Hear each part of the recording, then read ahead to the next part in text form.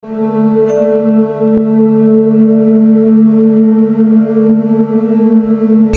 araw sa inyo mga kababata.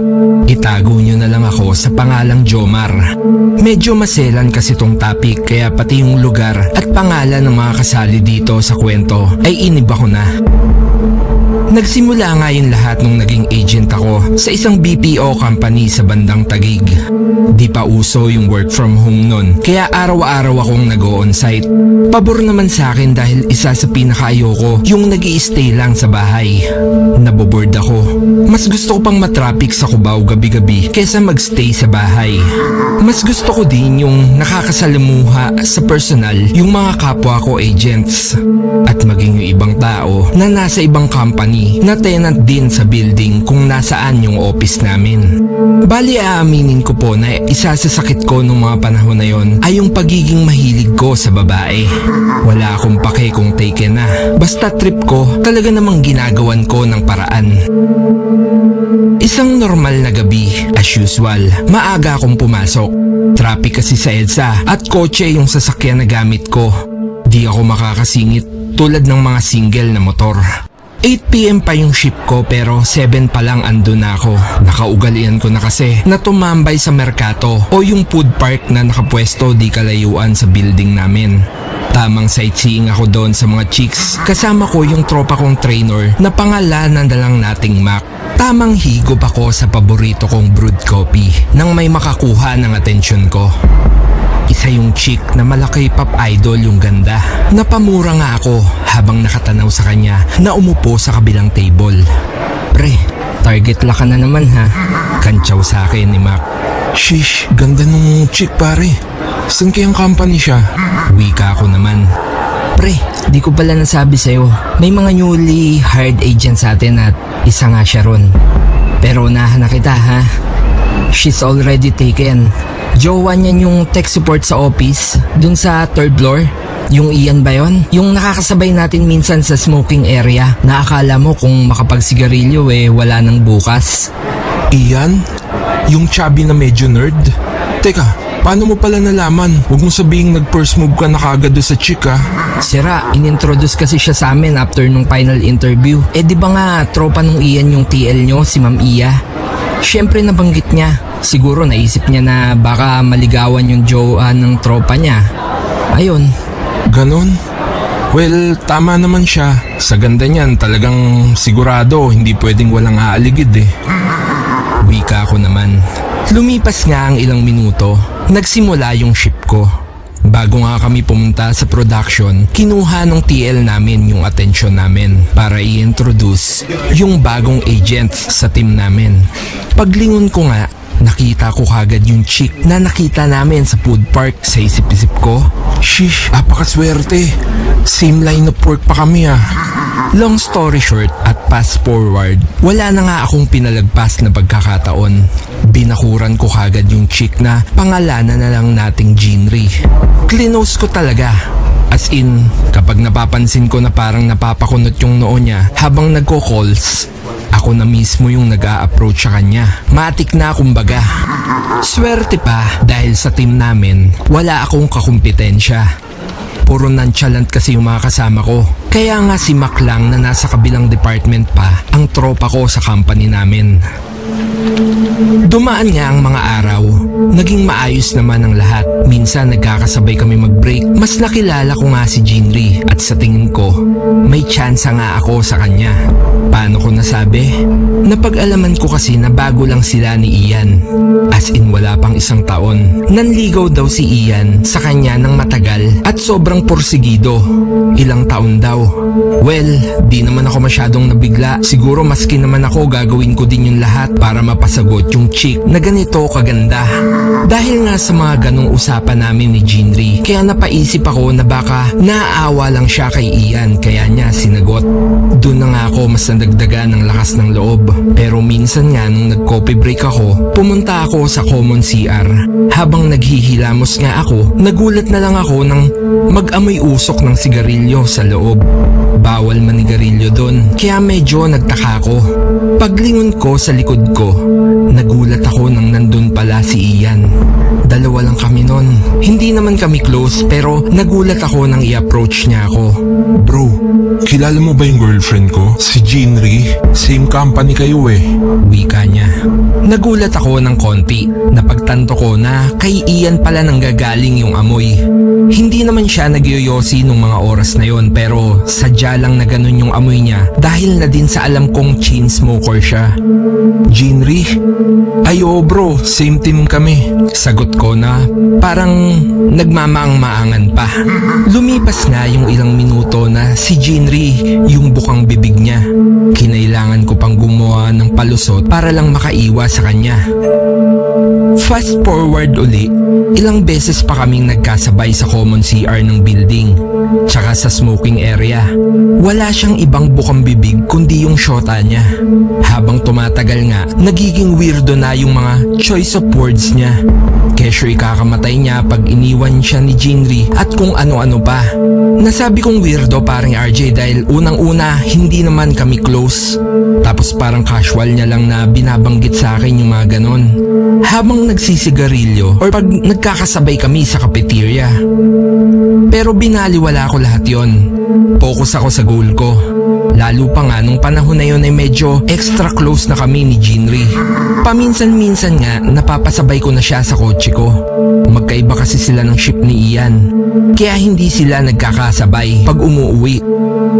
Kahit out of way nga yung bahay nila sa Pasig, sinasabi ko sa kanya na doon talaga ako dumadaan para hindi din siya mahiya na sumabay sa akin. Lumipas ang ilang buwan, after ng ilang mini dates at mga gala sa malapit na mall sa amin, nasa point na ako na alam kong medyo hinug na yung ginagawa kong pagporma kay Jinri. At sigurado din ako na hindi lang ako nasa friend zone. Kasalukuyan siyang nagko-calls nun nang lapitan ko siya at bulungan. Jinri, I like you. Please give me a chance.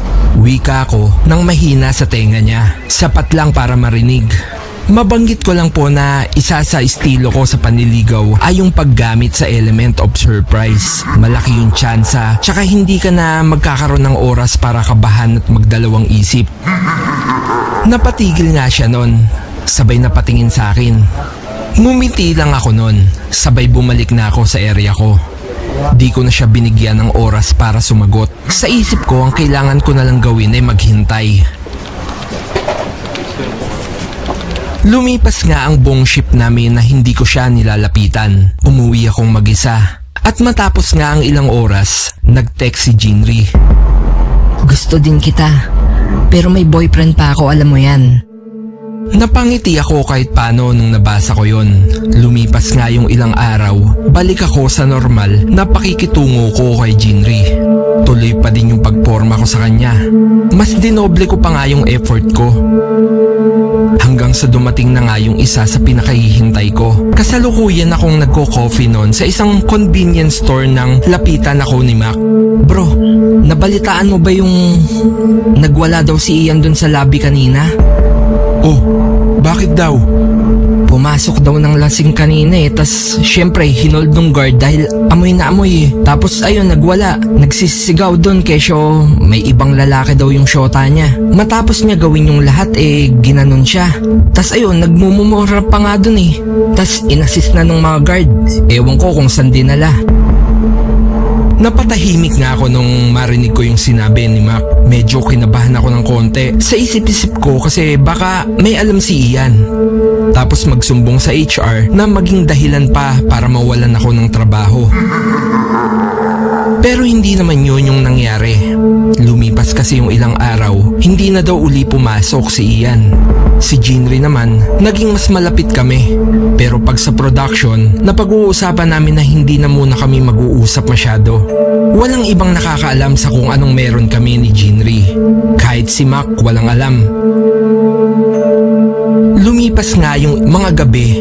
Akala ko lahat umaayon na sa kagustuhan ko. Hanggang sa habang nagsisiar ako, bigla na lang nangamoy sigarilyo yung paligid.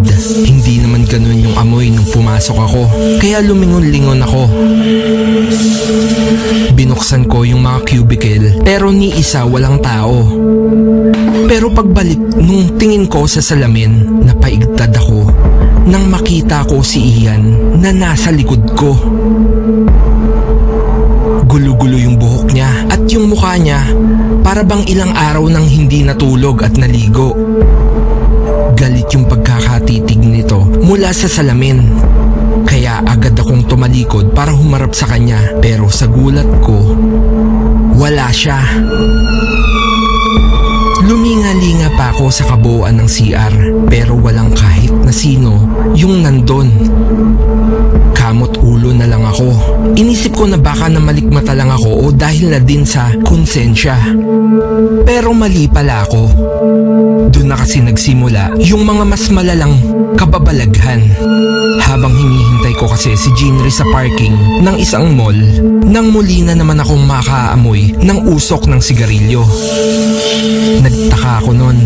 Hindi kasi ako naninigarilyo sa loob. Iniiwasan ko yun dahil ayokong nangangamoy yung loob ng kotse ko. Nag-spray ako ng perfume sa aircon para kako kahit paano mabawasan yung amoy ng usok. At ilang minuto pa nga dumating na si Jinri.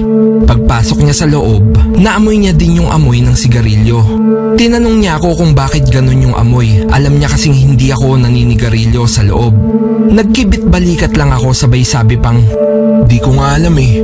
Nag-spray na ako ng perfume pero hindi pa din nawawala. Hindi na nga siya umimik. Binaba niya lang yung sunshade ng kotse sa passenger seat sabay pumwesto para magsalamin nang bigla na lang nagmamadali siyang tumingin sa back passenger seat na para bang may hinahanap. Bakit Jinri, ano yun? Tanong ko. May tao kaninang nakaupo dito sa likod ng kotse mo. Kitang-kita ko yung mukha niya. Parang namumutla na. Nakakatakot. Lumingon-lingon ako sa likod pero wala akong nakitang kahit na ano o kahit na sino. Tinignan ko siya nang nag-aalala, sabay patong ng kamay ko sa hita niya. Hinimas ko ito ng dahan-dahan sabay sabi pang, Kalma, baka namalikmata ka lang. Yumuko ito, huminga ng malalim, sabay mahina at nanginginig na nagwika sa akin. Si Ian. Si Ian yung nakita ko. Nanlaki yung mata ko nung marinig ko yon. Naalala ko din yung nakita ko sa CR. Paanong makakapasok siya matapos ng pagwawala niya sa labi nung nakaraan? At imposible din na makapasok labas siya sa kotse ko nang di ko namamalayan. Inisip ko na lang na baka parehas kaming tinatabla ng konsensya. Pero paano ko maipapaliwanag yung tungkol sa amoy ng usok? Nawiwirdohan man sa pangyayari sa araw na yon, pinilit ko gumawa ng paraan para mawala yung parehas na iniisip namin ni Jinri. Inaya ko siya na mag-food trip sa Antipolo. Kako rest day niya naman kinabukasan kaya pumayag din naman siya. Naging effective naman kahit paano. Na-relax kami. Kinabukasan nga, ako lang yung may pasok. Balik sa normal yung lahat. Pero habang nasa production ako noon at kasalukuyang nagko-calls, muli na namang nangamoy usok ng sigarilyo. Kinabahan na ako noon. Nilingon ko yung mga kasama ko at wala silang reaksyon. Kinalabit ko yung katabi ko. Sabay tanong, Bro, naamoy mo ba yon? Suminghot ito sabay sabing, Alin pre? Wala naman ah. napakunot na yung noo ko sa pagtataka. Sobrang tindi na nung amoy. Parang may halong nabubulok na nga na laman yung usok. Lumingon-lingon ako sa production. Pero ni isa walang may reaksyon. Wala akong nagawa kundi bumalik sa pagkakaupo. Nagtakip na lang ako ng panyo sa ilong. Sabay binalik ko sa ulo yung headset. Pero laking gulat ko nga nang bigla na lang may magsalita sa earpiece ng headset. Papatayin kita, Jomar. Isasama kita sa hukay. Napabuwal ako mula sa kinauupuan ko. Nabunot pa mula sa CPU ng computer yung headset. Sa sobrang hilakbot at kaba yung naramdaman ko kaya napasalampak ako sa sahig. Pinagtinginan ako ng mga kasama ko. Sabay tinanong kung okay lang ako. Di ako nakasagot. Nanginginig akong tumayo. Tagos kasi sa kaloob-looban ko yung sigaw na narinig ko. Pamilyar yung boses, pero imposible. Pinilit ko bumalik sa normal nung mga oras na yon para makapagtrabaho. Pero di ko kinaya. Minabuti ko na lang na tunguhin yung TL namin na si Ma'am Iya para sana magpaalam na mag-out ako dahil masama yung pakiramdam ko. Pero laking pagtataka ko nang wala siya sa area niya. Nagtanong ako dun sa guard at di ko inaasahan yung naging sagot niya. Ay, umalis si Ma'am Iya. May tumawag kasi sa kanya yung kaibigan niya daw. Yung Ian ba yun? Yung nagwala nung nakaraan sa lobby. Natagpuan daw na walang buhay sa apartment. Nangangamoy na daw. Kaya yun, nagmamadali si Ma'am Iya. Nung marinig ko yon, halos mawalan ng lakas yung tuhod ko. Napahawak ako sa pader para lang di ako matumba. Kasabay nun, nagring yung cellphone ko. Nakita ko yung number. Si Jinri. Nagpaalam ako sa guard at lumabas nga ako saglit sa production. Tsaka ko sinagot yung cellphone ko. Hindi kita titigilan, Jomar. Bungad na salitang narinig ko sa kabilang linya. Sa sobrang gulat ko nga, naibato ko pa yung cellphone ko sa pader. Nagmamadaling lumabas yung guard. Kita niya kasi ako mula sa pwesto niya dahil naka-glass door yung production room namin. Shock pa ako dahil sa narinig ko nang lumapit sa akin yung guard. Pero imbis na tulungan niya ako, bigla na lang niya ako sinakal. Nagulat ako lalo pa nga nung tignan ko yung mukha ng guard at mukha ni Ian yung nakita ko. Hindi ako makasigaw. Wala akong nagawa kundi magpapapasag sa sahig. Napapikit na lang ako at maya-maya pa nga, bigla ko na lang narinig yung pagtawag sa pangalan ko. At pagmulat ko nga, si Kuyang guard na uli yung nasa harap ko. Hawak niya ako sa balikat. Sir, okay ka lang? Anong nangyari sa inyo? Hindi pa din ako nakasagot sa kanya. Kitang-kita ko yung pagtataka ng guard sa kinulos ko. Nanginginig pa din ako na nakasandal sa pader habang nakasalampak sa sahig ng pasilyo. Mabilis at malalim yung bawat paghinga ko. Umaagos yung pawis sa mukha at katawan ko. Lumipas ang ilang minuto bago ako nahimasmasan. Uminom ako ng tubig sa pantry. Pagtapos nun, nagdesisyon ako na mag-out na. Wala na akong pake kung mayari ako kinabukasan. Hindi din naman ako makakapagtrabaho ng maayos dahil sa mga naranasan ko. Minabuti kong dumiretso sa boarding house ni Jinri. Nang makarating nga ako, nagmamadali akong kumatok sa pinto. Ilang minuto pero walang sumagot. Maya-maya pa, lumabas yung nasa katabing pinto. Ay, kuya, walang tao dyan. Umalis kanina, may dalang mga bag. Napakunot yung noo ko. Matapos kong tanong yung ibang detalye sa pag-alis ni Jinri, bumalik na nga ako sa kotse ko. Sabay sinubukan kong buksan yung cellphone ko na binato ko kanina sa pader. Laking pasalamat ko na nga lang din dahil kahit may basag yung screen bumukas pa naman. Kinabahan ako. Sinubukan kong tawagan si Jinri.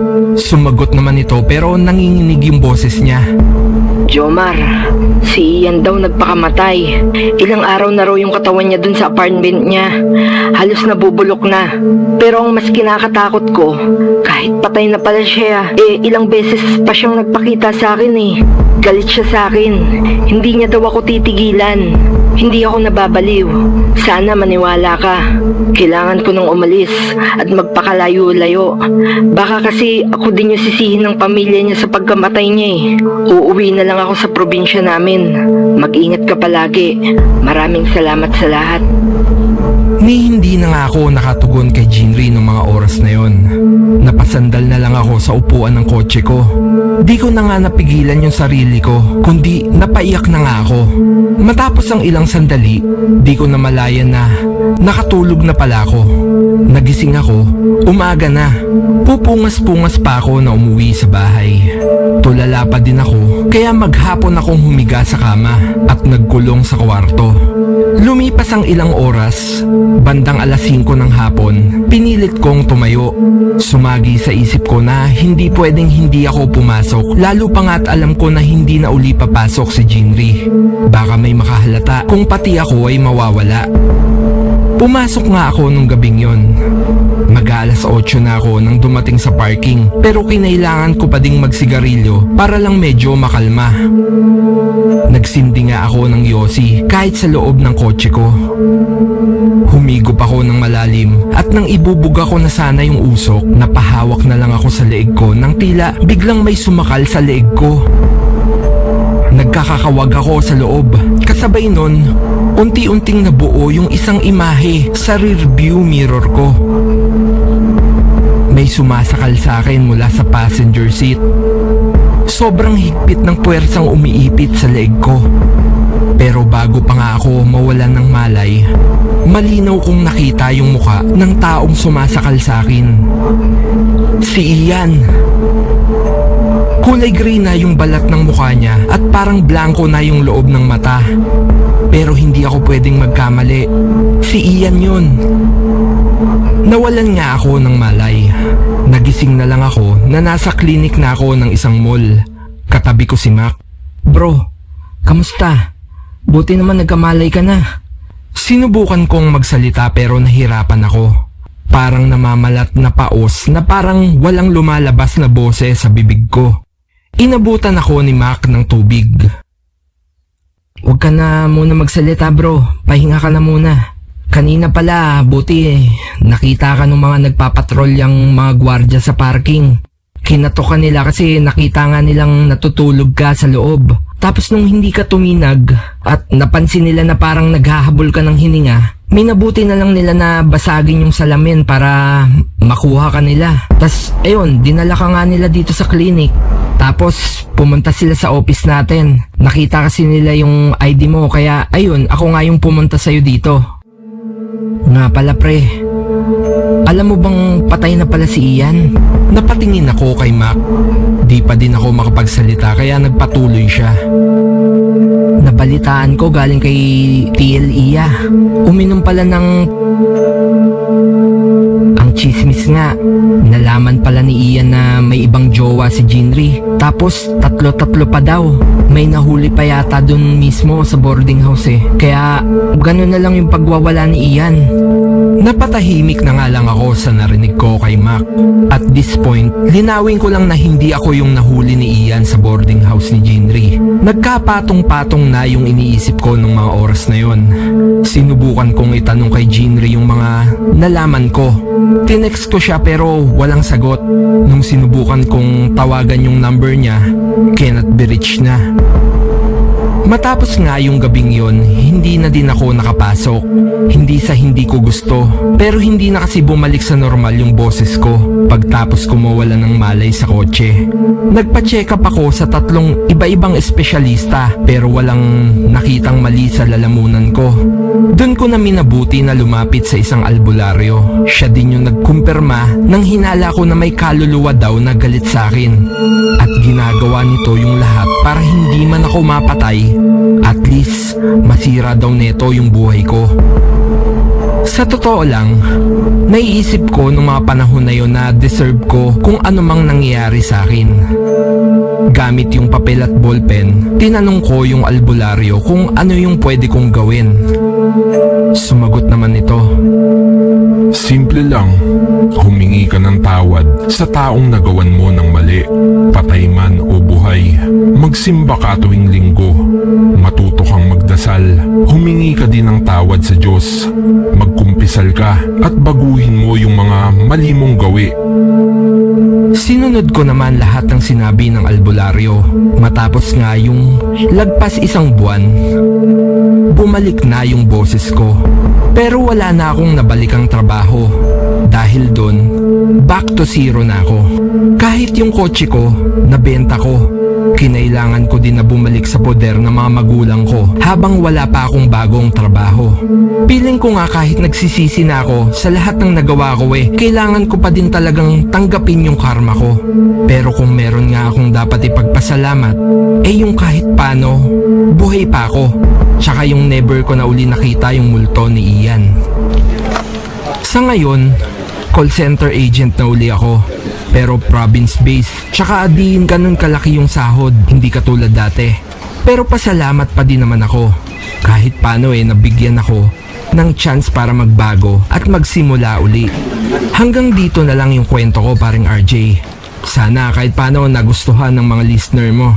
Ingat lagi mga kababata at God bless.